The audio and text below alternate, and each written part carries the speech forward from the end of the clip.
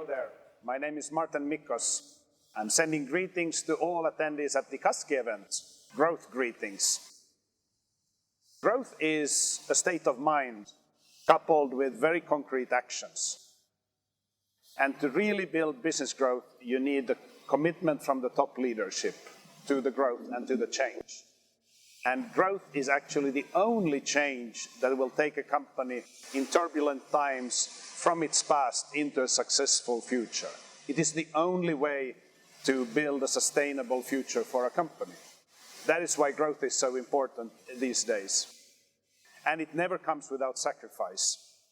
When you grow a company, you must give up something old. An old principle, an old practice, an old habit, something old will have to give.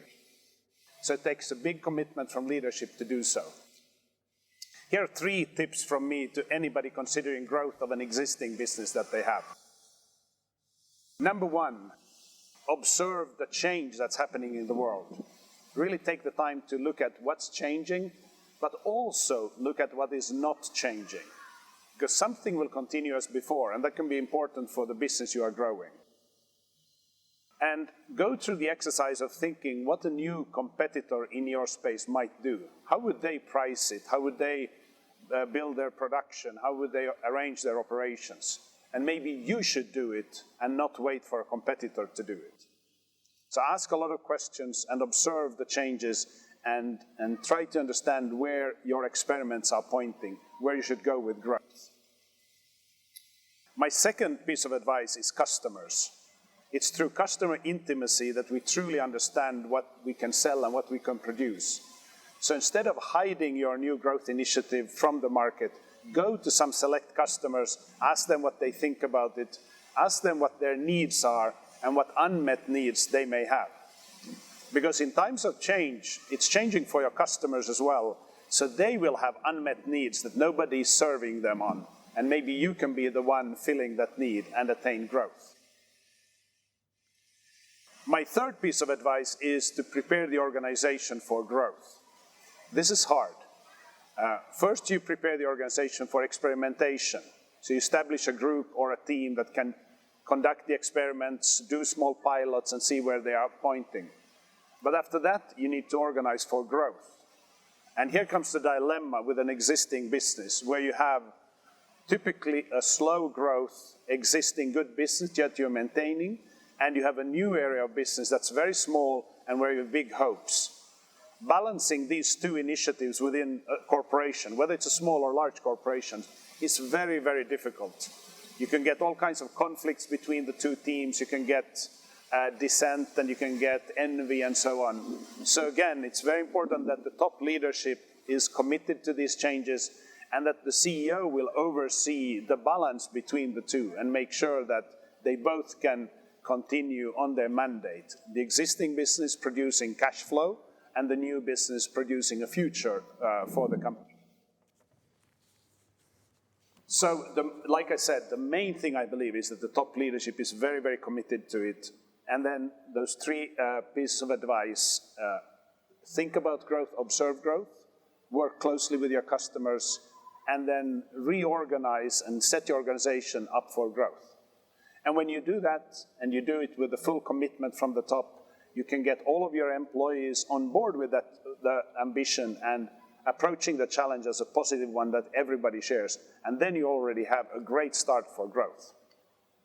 So with that, I wish you the most amazing business growth and a great event at KASKI in Helsinki.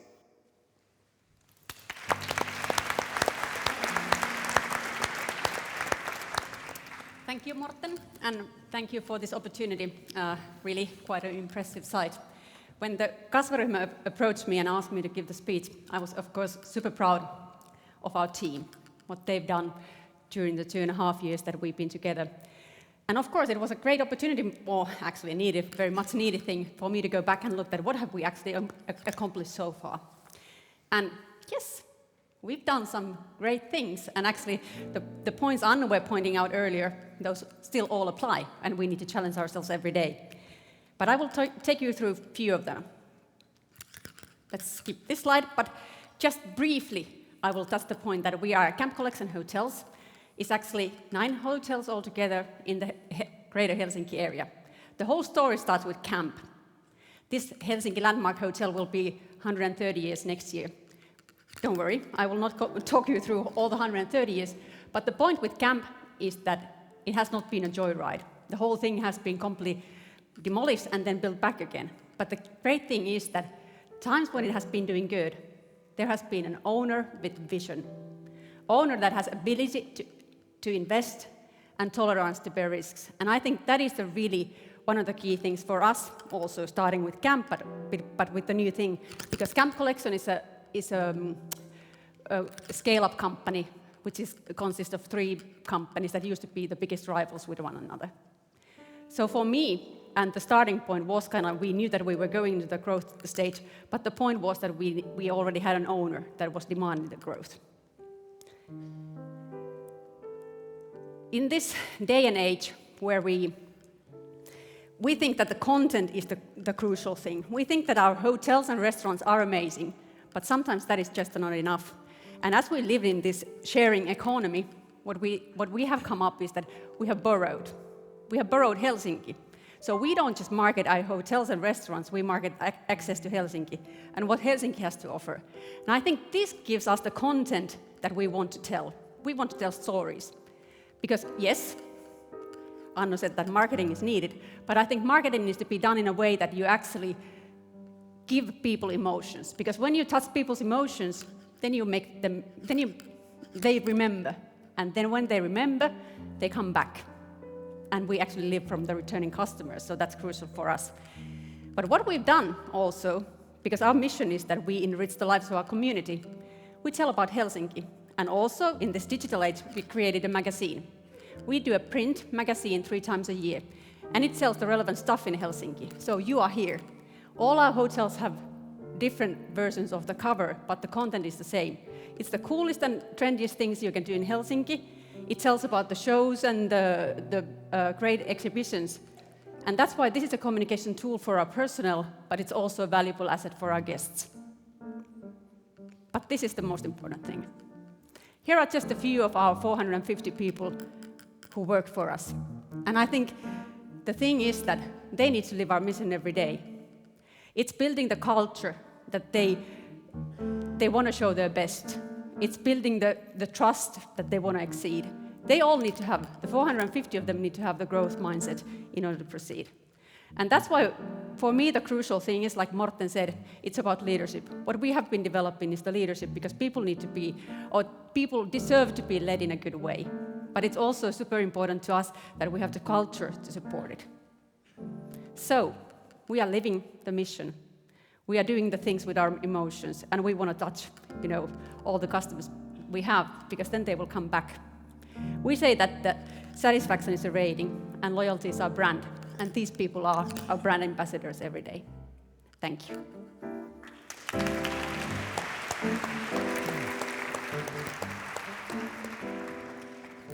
Oh, sorry. As an Estonian entrepreneur, I'm not a member of Kasvuryhmä, but I can tell you that I'm already a fan. And going back, I will tell our dear business leader that this is exactly what we want to do in Estonia as well. It's a great event. This event is about scaling up. It's not about walking a bit faster, it's about learning to run. We have grown 3 times during the last 5 years. We are not satisfied at all. In 2 weeks from now, we will be sitting down in the forest with our leadership team, and we will be discussing with a straight face that how can we be a €1 billion company? Now we are 50 million. And we're going to be discussing it with a straight face. And if at the end of the discussion we come out of the forest and we agree that, okay, €1 billion is maybe too much, let's do 600. And if after 5 years, okay, we have done 400, it's okay. It's okay. At least we have tried to run fast. I believe that when Usain Bolt started his training, his idea was not to run a bit faster. He wanted to actually create the world record. And if it doesn't work, it doesn't work. But we have given it our best shot. So I'm obsessed with growth. And I believe that when you are putting growth as a target in itself, this sometimes can be a self-fulfilling prophecy. Because growth is about being fresh. Growth is about letting fresh air into your room. Because when you are growing, that means that you are interesting. But there is all the time new people coming in, new ideas coming in, new customers coming in. So you are interesting, you are relevant for your employees, for your customers, for your shareholders. So that's our obsession. We believe that growth is not something that it would be nice to have, but growth is a must. Otherwise, we will already start degrading as a company. I can share with you our recipe. We all like our comfort zones. Now, I think Finns and Estonians, we are very similar. We like to plan. I think together with the Germans, we are the world champions of planning. And we really like to sell what we know. We like to sell the stuff that we have done it 100 times. Now, there are some issues with that, I can tell you. Number one, how to make God laugh, make plans. Number two, now if you have done it 100 times, so have others. You are not anyhow special. And I know that the ability of my team is already much wider, bigger than the current comfort zone. And although differentiation begins where the comfort zone ends, that's not enough. And I know that the ability of my team in the future will be better than it is today. So when we are setting the targets, why would we set targets and goals which are already smaller than my team's ability in a year, 2 or 5 years from now? So we are consciously creating this artificial competence gap. Now, some like to say that, please under-promise and over-deliver. No, there is no under-promise.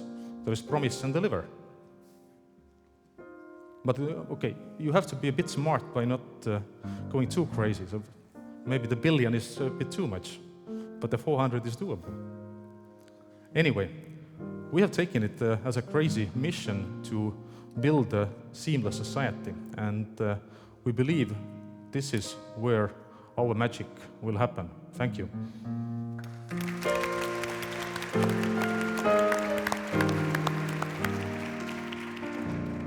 My heart was broken 20 years ago in Manila in the Philippines. It was my first business trip ever I made to Smoky Mountain, which was the world's largest waste landfill area. There were 2 million tons of waste, 30,000 people living in the area, and most I see were kids. Kids were trying to scrape off the waste and trying to find valuable materials, like part of electronics, part of aluminium or plastic. The smoke comes from the fermentation of the waste, and it gave this place a very special, bad smell. And I will carry that smell for the rest of my life. And why is it important that I still smell bad after 20 years?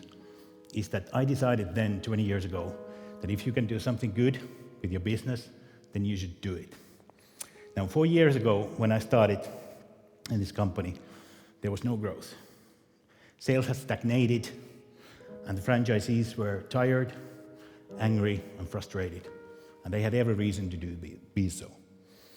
So we needed to challenge the status quo really hard. We asked from ourselves really fundamental questions. 3 questions. What do you do? We will make world's best pizza. Be world class. Set the bar high. How you do it? We took the sustainability, organic production, domestic new agriculture. We pushed to all the limit that everything we do will be sustainable. The 3rd question is the most difficult one. Why you do it? Why you do it? We do it because we want to make the world a better place, one pizza at a time. That gives us the company's mission, and that gives us the meaning. And when people do meaningful work, the results will follow. After that, we changed everything in the company based on that mission. Product development, sourcing, design, packages, everything. And I screw up I made a lot of mistakes. So you shouldn't be afraid of the mistakes, because the failure will tell you where the right track is. Now, this is alarming news what I just recently read. 13% only of Finnish company executives can explain their company mission and strategy. It's not that the executives are stupid or you should let them go, but because the companies hasn't clearly stated why are they here. Why are they here? Now, if I broke my heart in a Smoky Mountain, but it made me realize that I need a purpose in my work, and everyone should have a purpose on their work. Because only then, when company has a clear vision, everybody can understand it, and everybody can act on it. We are now in the phase 2 of the company, where we will build growth, and that's based on love and trust. The trust comes from our everyday values, which we share now with the franchisees, with the whole organization. Is love what you do, will to experiment and succeed together. Because I honestly do believe that the great companies are built by passion and are purpose-led. Now, I need your help a little bit. Everybody in the audience who wants to change the world, for a better place, please raise your hand. Good. Now go and do it. Thank you very much. Thank you.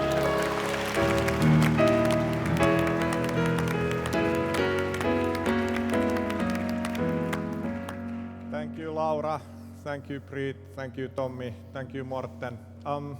Let's start with the warm-up question. We had, if we're a little bit cynical, we have one company that's selling pizza, one company that's in the hotel industry, and one who is doing enterprise software. And some people could say that those are kind of stagnated industries and you can't do anything there. So any more hints for the fellow entrepreneurs who are telling that everything is possible, but not in our industry? Well, I think you have to look the world in a brave vision. And for us, for example, we're a chain of pizzerias that suddenly has become like a food technology company. I mean, we use our big data a lot. We have made an econometric modeling system for our campaign, and we know all the demographic differences in the areas. We like omni-channel, we like to be available, we like to get delivered, and that never has happened before when we really started to look what are the new avenues for growth.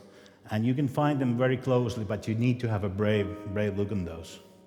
Mm-hmm. I just figured out what is common between us and Kodipizza, because our employees very often are also making the world better one pizza at a time. But seriously, as a company, we are in the middle of a transition. So we have figured out that, surprise, surprise, technology is a commodity. And you don't want to compete on that. So we are figuring out, and we are still figuring it out, and we will keep on figuring it out for the next couple of years, how to become from a technology company into an impact company, so that everything that we do can actually be measured. And we want to ask money not for the hours that we do, not for even the solutions that we build, but for the impact. And if that's, at least for a technology company, that's a hell of a transformation. But once again, who says that things have to be easy? Well, I think if you're in an industry that all things have been done, it's quite easy. Just pick the best ones. So the point for us is that, yes, probably hotel industry has been around forever, and it most likely will be one way or the other still. But the point for us is that we need to look at it differently, each segment at a time. Think about the pricing, think about the sales, and do it systematically. It doesn't happen by coincidence. But the point really is coming from what Tommi was referring to, that there needs to be the mission, there needs to be the purpose.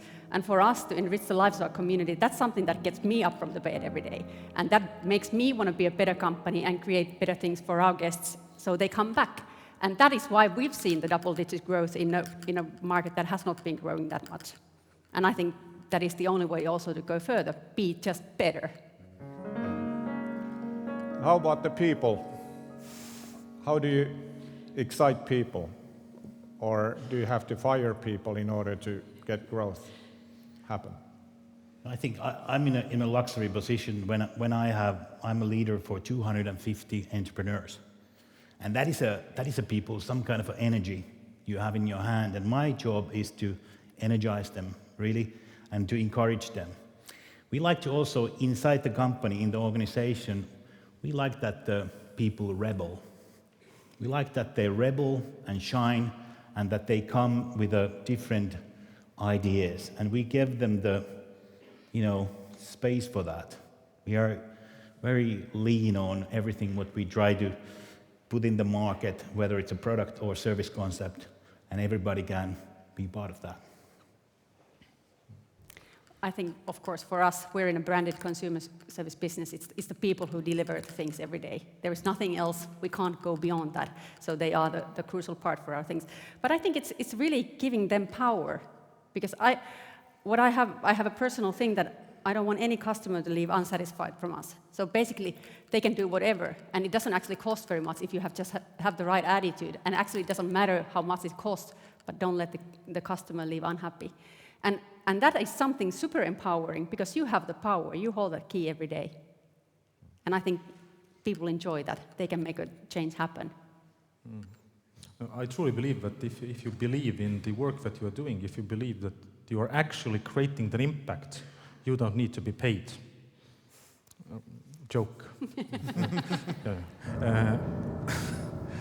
But seriously, the point remains the same.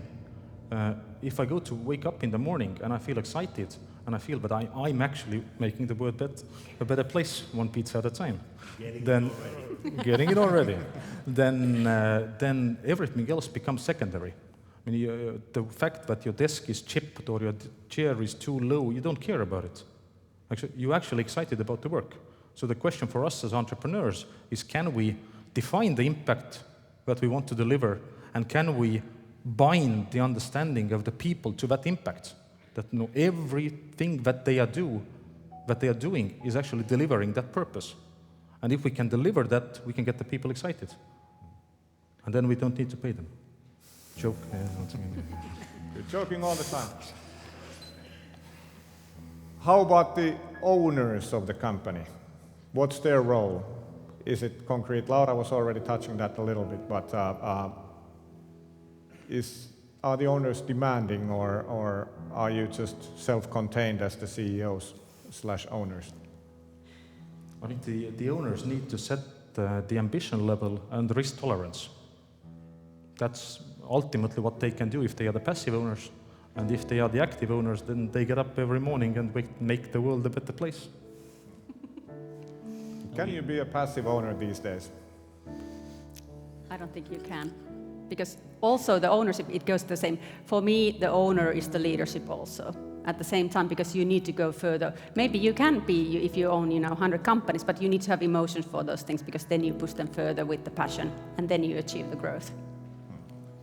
We got listed in the stock market last summer, and I've been very happy to see how the growth of households have invested in the company. And I remember when we did the intention to float, and when we told everybody that we're going to be listed, I made a video where I said to everybody, welcome to be my boss.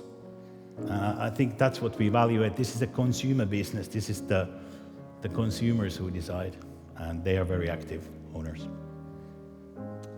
Final question. What's the thing around which you are building the growth? There must be some things that come to your mind. Is it a product or people or location, or what is it? Laura? It's the service. And I personally want to challenge Minister Mykkänen that I think actually there is opportunities here in Finland. We actually, 60% of our customers is coming outside of Finland, and our vision is to be the reason to come to Helsinki. So I think we can actually make Helsinki a better place. So that's my point. Priit. We believe that the world is changing at a faster and faster pace, and we believe we have the answer to this change, and we are banking on that. I think we need to make sure that people and our entrepreneurs have a purpose for their work, and the results will follow. Thank you, Thank you, Laura. Thank you, Priit. Thank you, Tommi. Thank you, Mårten. And thank you, everyone. Let's move on.